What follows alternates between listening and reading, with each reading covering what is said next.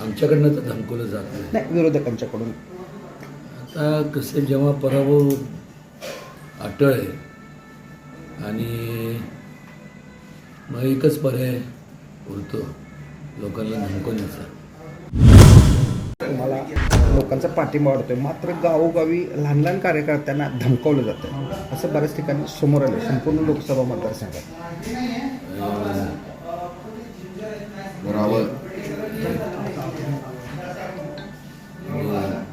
आमच्याकडनं तर धमकवलं जात नाही. नाही, विरोधकांच्याकडून. आता कसं जेव्हा पराभव अटळ आहे आणि मग एकच पर्याय उरतो लोकांना धमकवण्याचा. आणि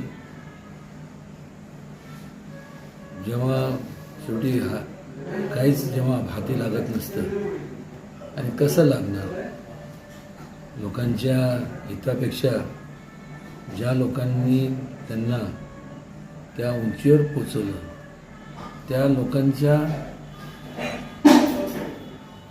बाबतीतच गैरव्यवहार एखाद्या त्यांनी केला तर स्वतः काय त्यांनी स्वतःचं मन स्वतःला खातच ना. आणि त्यांना कळून चुकलं की आता आपण एकतर धनशक्तीचा वापर करावा, त्यानंतर दणकटशाहीचा वापर करावा. पण हा पश्चिम महाराष्ट्र आहे आणि हा पश्चिम महाराष्ट्र हा सुसंस्कृत असा हा संपूर्ण आणि त्यातल्या त्यात सातारा हा विचार करणारे लोक आहेत, विचाराचा वारसा आहे या जिल्ह्यातल्या लोकांना. आणि त्यामुळं ह्या जिल्ह्यात अनेक चळवळी या जिल्ह्यात जन्माला आल्या आणि असं ही दणकटशाही करून निवडणूक कोणी जिंकू शकत नाही. आणि करत असतील तर माझं पोलीस प्रशासनाने त्यांच्यावर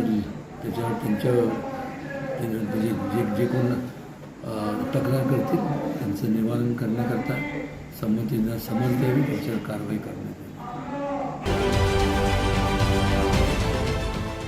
देश विदेशातील प्रत्येक घडामोडींचे लाईव्ह अपडेट मिळवण्यासाठी आता साम टीव्हीच्या सर्व सोशल मीडिया प्लॅटफॉर्मला लाईक, फॉलो आणि सबस्क्राईब करा.